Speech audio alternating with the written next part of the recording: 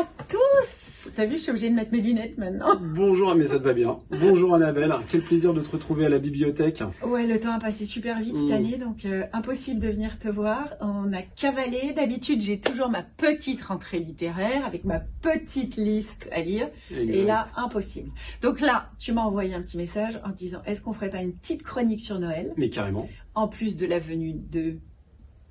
Vanessa Springora. Springora, on a cette chance, le 14, donc la semaine prochaine, mercredi prochain. Excellent livre, incroyable, adapté en pièce de théâtre actuellement avec Ludivine Sagnier, seule en scène, et ça va être quelque chose de fort à Annemasse. Alors ça sera diffusé après, mais j'espère, tu nous feras un petit topo, tu nous raconteras. Bien sûr, bien sûr.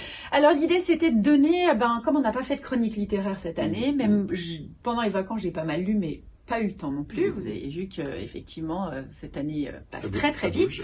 Mais on s'est dit quand même qu'on allait rapprocher les chroniques et vous donner quelques idées de cadeaux parce que un livre, des fois on dit ouais, on sait pas quoi t'offrir, on sait pas quoi t'offrir. Moi je trouve qu'il n'y a rien qui fait plus plaisir qu'un livre. Donc tu nous as fait une petite sélection qui n'est pas une sélection forcément d'actualité, mais qui est ta sélection.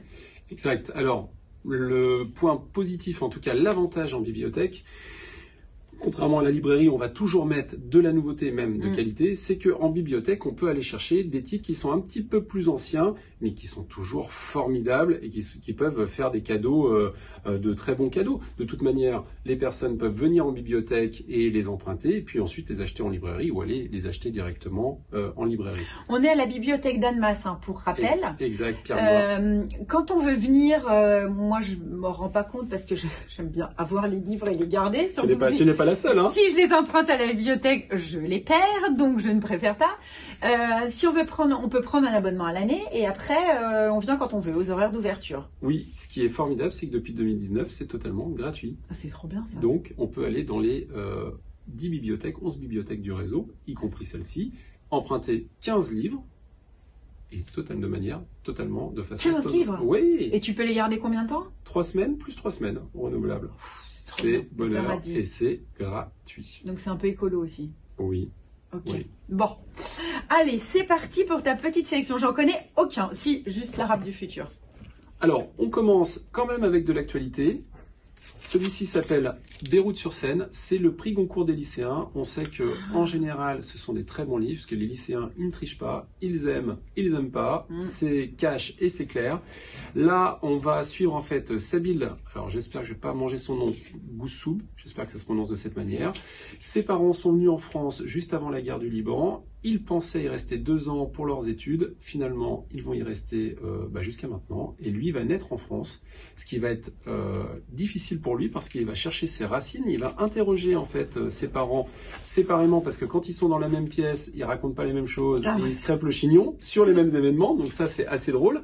Et il va les interroger longuement pour lui se recréer une mémoire en fait du Liban, pour se recréer une histoire et avoir en tête un peu quelles sont ses racines et comment ont vécu ses parents au Liban. Ce sont des phrases assez courtes, très tenues. C'est très intéressant sur la question de la mémoire, de l'identité. Un beau livre. C'est assez très... on parle beaucoup aujourd'hui de mémoire, d'identité. Dans l'Arabe du futur, c'est pareil aussi. Exactement. C'est pas pour rien que j'ai choisi d'ailleurs quelques livres qui ont un fil conducteur. Ok, belle collection en tout cas aussi celui-là. Si on parle de fil conducteur, on passe à la cuisine. Alors, pourquoi la cuisine? Là, c'est la cuisine du monde et on peut aller faire un petit détour par le Liban. On va y aller dans un instant. C'est tellement bon. Et oui, c'est tellement bon. On se rappelle bien sûr que de moins en moins de livres de cuisine existent parce qu'aujourd'hui, il y a beaucoup d'applications, il y a le téléphone, il y a Internet. Mais quand même, dans une cuisine, dans une maison, c'est toujours bien d'avoir quelques livres qui sont un peu remarquables comme celui-ci, qui est très coloré, qui donne envie, qui amène à la gourmandise, des recettes plutôt simples avec des basiques. Et puis, on en parlait à l'instant, si on va aller un peu du côté du Moyen-Orient, le houmous, un grand classique, magnifique. C'est houmous, c'est houmous, mais ça dépend. C'est la transcription, je pense. Parce que, entre le houmous israélien, le houmous peut-être libanais, il doit y avoir quelques différences de transcription, mais au final, c'est quand même le même plat. Voilà. Très bon pour la santé aussi. Mais tu as raison, moi, alors mon mari me dit souvent, mais pourquoi tu prends pas le Kindle pour lire? J'ai du mal.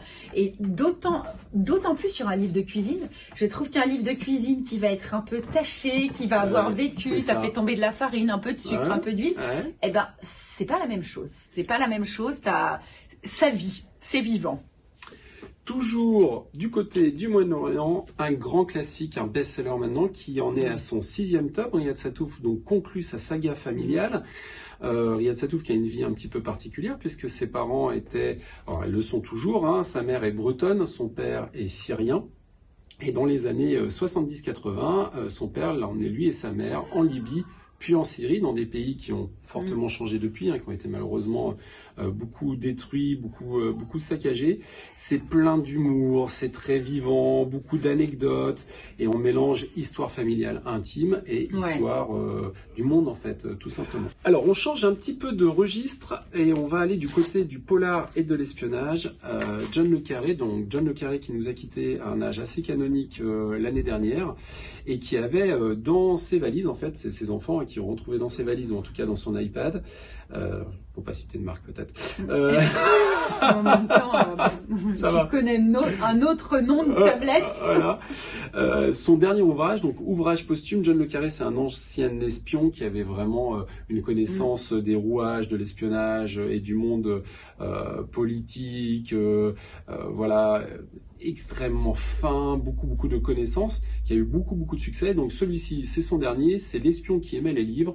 Il raconte l'histoire d'un trader de la City qui décide de partir dans une petite ville balnéaire d'Angleterre pour monter une librairie. Tiens donc. Ah ouais. Et qui est approché par un vieux monsieur extrêmement lettré, mais qui cache bien son jeu et qui connaît énormément de choses sur sa vie et sur sa famille. Voilà, je n'en dis pas plus, beaucoup de suspense, beaucoup d'envie au travers de John le Carré qui maintient toujours voilà, le suspense et l'attention de son lecteur à chaque page. Est-ce que c'est pas un auteur de mec un peu, John le Carré? J'ai l'impression que en fait, je crois que j'en ai jamais lu, moi qui lis beaucoup de polars, mais je crois que mon homme en a pas mal. Oui, bah l'espionnage, c'est ça. C'est plus masculin. Bah, mais... L'espionnage, ça fait toujours un peu parler le petit garçon amateur d'espions, pirates, policiers, etc. Mais il y a quand même pas mal de femmes qui lisent du John le Carré parce que policier, il y a pas mal de femmes qui aiment en fait la catégorie policière. Et là, c'est pas trop violent, John le Carré, c'est plutôt du suspense. Ouais, trop bien, trop bien, trop bien. Il me manque des fois, tu sais, des bons polars, genre le poète de Michael Connelly, ou tu vois, des trucs où t'es scotché, tu peux pas t'arrêter de lire. Et je trouve que ça fait un moment que j'ai pas lu un bon polar comme ça. Si, Noyade, c'était pas mal, mais c'était pas, voilà, pas si ouf que ça. Et des fois, on est happé. Et puis il y en a, t'es scotché et... Petit détour vers de la poésie, parce que je trouve que c'est quand même, dans ce monde assez parfois sombre et difficile, un peu de poésie, ça peut nous sauver. Là, c'est un ouvrage qui est sorti il y a 1 an et qui faisait un parfait cadeau il y a 1 an, mais qui fait encore un parfait cadeau cette année. C'est une sorte d'anthologie, pas tout à fait, d'une 50aine de poétesses.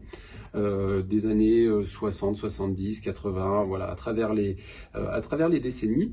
C'est illustré par Digli. Digli, c'est une auteure féministe qui a fait pas mal d'ouvrages qui ont fait parler d'eux, une illustratrice. Et donc, du coup, elle va rassembler en fait ces auteurs via ses goûts, via une idée en fait qu'elle trouve. Par exemple, elle va dire ça c'est plutôt des auteurs qui sont sur la nature, ça c'est des auteurs qui sont plutôt sur l'amour, etc. Selon aussi elle son parcours de vie, parce qu'elle a été beaucoup inspirée par la poésie. C'est un très bel ouvrage quand on le regarde avec un dos toilé, etc. Très très beau. Et puis à chaque fois on a donc, je vous montre, un portrait dessiné de l'auteur, une mini biographie. Puis quelques poèmes choisis et sélectionnés sur le volet. Que des femmes alors. Que des femmes. Ah mais c'est bien ça pour nos optimistes. Que des femmes. Bonne idée. Et par exemple, si le sort en est jeté, va pour l'amour. Dans le ciel d'aimant orageux, la glace et le sang. Je t'attends cette nuit après 2 heures, à l'heure où gronde en moi le sang et l'esprit. Voilà. Parfois c'est des petits poèmes, parfois ils sont un peu plus longs. C'est très beau, c'est un un beau cadeau. Un C'est beau vrai cadeau qu'on lit de plus de fin d'année. poésie, je trouve. Eh ben, Alors moi, j'ai mis des bouquins de poésie dans les toilettes. Mais des fois, je les prends de temps en temps, puis je me dis, tiens, je vais me plonger dedans. Mais tu te dis plus, tiens, je vais lire de la Non, poésie. Et non. c'est dommage. non, c'est une lecture de niche, comme on C'est dit génial. dans le monde du livre. Mais par contre, c'est tellement beau, ça fait tellement du bien. Donc vraiment, Ce qui est bête lisez de quand la poésie. je viens à la bibliothèque, c'est que je ne peux pas repartir avec. Mais je vais te faire une liste. Je vais te faire une liste et comme ça, tu vas pouvoir les retrouver. Alors, on va continuer et on va aller sur un petit peu de bande dessinée parce que la fin d'année, c'est toujours aussi un moment Ouais. de sortie de bande dessinée ou en tout cas une occasion d'offrir de la bande dessinée qui est un genre qui fonctionne très très bien à la fois en bibliothèque mais aussi à la fois en librairie. Moi, c'est mon petit chouchou depuis des années. Je pense que ça fait 10 ans que je le conseille, quelque chose comme ça. Les Ignorants. Parcours croisé de Étienne Davodo, qui est un dessinateur maintenant bien connu sur la place, qui a fait beaucoup de bandes dessinées dites naturalistes ou sociétales, et d'un ami à lui qui est vigneron. Et donc ils vont s'échanger chaque chapitre. Un chapitre est consacré à la vigne, un chapitre est consacré à la bande dessinée. Et l'un et l'autre vont s'apprendre, tout simplement. L'un va apprendre expliquer son métier de dessinateur. C'est vie ma vie, quoi. Voilà. Et Ah l'autre va lui expliquer son métier de vigneron. Et évidemment, c'est un vigneron un peu particulier, qui travaille plutôt la vigne de façon naturelle, etc., selon le rythme des saisons. Enfin voilà. Et c'est très intéressant, très, très fin. C'est à offrir à la fois aux gens qui aiment la BD. Bah ouais, et aux gens qui aiment le vin. Exactement. Trop bien. Ah, c'est ça. Voilà, de très bonnes idées. Bon, il va falloir que je les trouve. On les trouve partout, ceux-là, tu crois? Oui, ouais. Sans problème. Ce sont que des livres qui sont encore disponibles, évidemment, en librairie. Là, on arrive sur quelque chose qui est assez récent. C'est une série qui s'appelle L'espoir malgré tout, Spirou, pour les plus jeunes. On va dire que là, on est aux alentours de 8, 10, 12, 14 ans. Et puis après, pour les adultes. Quand ils lisent. Quand ils lisent. Quand ils lisent. Exactement. Quand ils lisent. Et il faut lire. On retrouve un dessin assez classique, type Spirou, justement, ça tombe bien. Là, donc, c'est Le Groom de chez Dupuis, très connu, qui est projeté, en fait, dans l'univers de la Seconde Guerre mondiale et de la Résistance. C'est une série qui est finie en 4 tomes. Et donc, l'idée, c'est d'avoir un personnage iconique, très connu dans sa série Spirou et Fantasio, qu'on décale dans un autre univers, un univers qui a existé donc dans l'histoire, et de le confronter aussi à d'autres personnages historiques, à des aventures. C'est très fin, ça peut amener des enfants à s'intéresser à l'histoire. Ah, c'est bien vraiment. Ça. Ouais. Ils se téléportent dans le passé, quoi. Voilà. C'est drôle, c'est bien amené. Émile Bravo, c'est un auteur à la base jeunesse, enfin plutôt jeunesse, qui a vraiment une science de l'histoire, du découpage, du récit. On est happé aussi, on a envie de savoir ce qui se passe. Les personnages sont bien caractérisés. Vraiment, c'est très très bon. Et puis, il y a une recherche historique qui est solide derrière. Super. Vraiment. Donc, je le conseille fortement. Ouais, les enfants, il faut les faire lire. Oui. Des fois, ils ne comprennent pas l'été. Ils me disent, mais comment tu peux lire un livre par jour? C'est pas possible. Mais ça vient, il est jamais trop tard. Il faut pas désespérer. Ouais, il faut donner l'envie, mais voilà. Il faut donner l'envie. L'envie d'avoir envie. Bah, c'est ça. Dis-moi pourquoi tu cries. Là, on va sur quelques livres, 2 livres en fait jeunesse. Celui-ci est ce qu'on appelle dans le monde du livre un pop-up. Donc, hop, il se passe quelque chose quand on ouvre la page. Ça, c'est pour ton fils. C'est pour les tout petits. C'est pour les tout petits. C'est un récit très drôle. C'est un coq qui se met à crier, tout simplement, cocorico. Et tous les animaux de la ferme, ou en tout cas tous les animaux voisins, vont l'imiter. Et vont se dire, mais pourquoi il fait ça? Et en fait, ils vont faire la même chose. Donc c'est quand même, derrière, il y a une petite finesse de se dire l'effet de groupe. Ouais. Pourquoi on imite les autres à ce point-là, jusqu'à arriver à la fin et avoir le pourquoi du comment, qui est très drôle. Il y a une chute. Moi, je le conseille. C'est super marrant.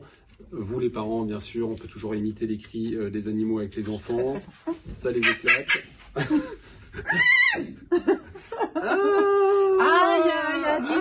Je pratique. Il y a du talent.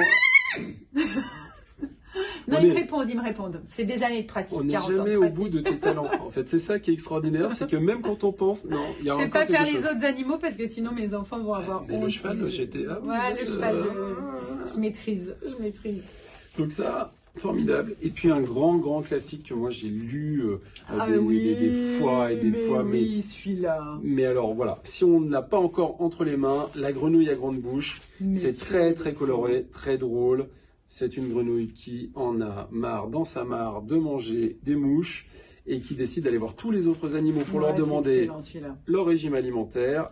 À la fin, pour se dire que finalement rien ne vaut une mouche, mais ça se passe pas comme elle le pensait et elle l'espérait. Voilà, ça fait toujours tilt. Ouais. Il y a beaucoup de formats différents à ce livre. Il y a même des formats un peu pop-up, animés, etc.